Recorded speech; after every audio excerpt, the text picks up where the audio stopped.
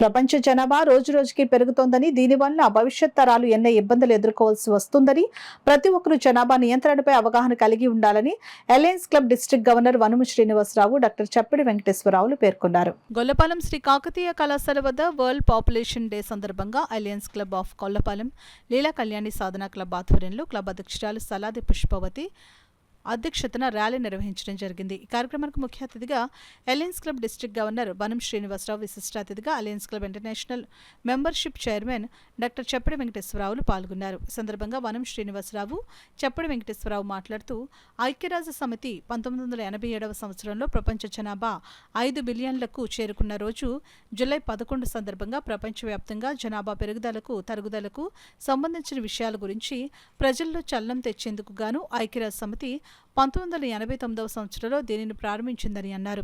అనంతరం కాజులూరు సెంటర్లో విద్యార్థులతో మానవహారంగా ఏర్పడి నినాదాలు చేయడం జరిగింది. ఈ కార్యక్రమంలో లక్ష్మి, వీలి వీరలక్ష్మి, సురేష్ బాబు, దొమ్మేటి రాంపండు, శ్రీ కాకతీయ కాలేజ్ కరెస్పాండెంట్ చెల్లిపోయిన Rambabu, principal Merigi Gangadhar, Degala Satyanarayana, V Srinivas, college సిబ్బంది, విద్యార్థులు అధిక సంఖ్యలో పాల్గొన్నారు. ఇంతకుముందు 4, 5, 11, 12 మంది పిల్లల కన్నా రోజులు కూడా ఉన్నాయి. ఇప్పుడు ఒకళ్ళైతే ముద్దు, తప్పితే ఇద్దరు. ఇది ఇప్పుడు స్లోగన్ ఇప్పుడు జరిగేది. అంచేత మన జనాభా పెరగకుండా మనం కూడా భాగస్వామ్యం అవ్వాలి. అలాగే ప్రతి ఒక్కరు అన్ని విషయాలు తెలుసుకోవాలి. పిల్లలందరూ కూడా అన్ని విషయాలు తెలుసుకోవాలి. అంటే చరిత్ర చదువుకోవాలి, టీచర్స్ని గౌరవించాలి, పెద్దల్ని గౌరవించాలి. మెయిన్ ఇవన్నీ మీరు నేర్చుకోవాల్సిందే. లేచిన వెంటనే తల్లిదండ్రులకి నమస్కరించాలి. ఎవరైనా చేస్తున్నారా? లేదు. ఇవన్నీ కూడా మీరు పాటిస్తే భావి భారత పౌరులు చెప్పింది కదా, భావి భారత పౌరులుగా వెళ్ళాలంటే ఇవన్నీ మనకి అలవాటు కావాలి. ఆ విధంగా మనం ఉంటే ఒక మంచి సిటిజన్గా మనం ముందుకెళ్ళగలం. అంచేత ప్రతి ఒక్కరి విషయాలు తెలుసుకోండి. Thank you. Gollapalem Leela Kalyani Sadhana club అధ్యక్షులైన సలాది పుష్పవతి గారి అధ్యక్షతన ఈ రోజుని ప్రపంచ జనాభా దినోత్సవాన్ని మరి ప్రజల్లో ఒక అవేర్నెస్ తీసుకురావాలనే ఉద్దేశంతో ఈ యొక్క అవేర్నెస్ ప్రోగ్రాన్ని కండక్ట్ చేయడం జరిగింది. మరి ఇలాంటి కార్యక్రమం ఏర్పాటు చేయడం చాలా మంచి పరిణామంగా భావిస్తున్నాం.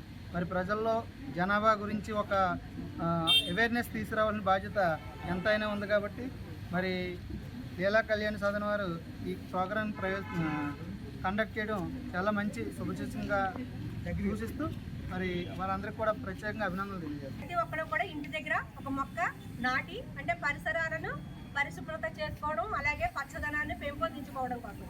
అలాగే మన డిప్యూటీ సీఎం గారు అయినటువంటి మన జనసేన అధినేత పవన్ కళ్యాణ్ గారు వచ్చే వినాయక చవితి కార్యక్రమాన్ని సందర్భంగా ఆయన మట్టితో ప్రతిమ చేసుకుని పూజించమని ఆయన ఒక శ్లోకం వేస్తున్నారు.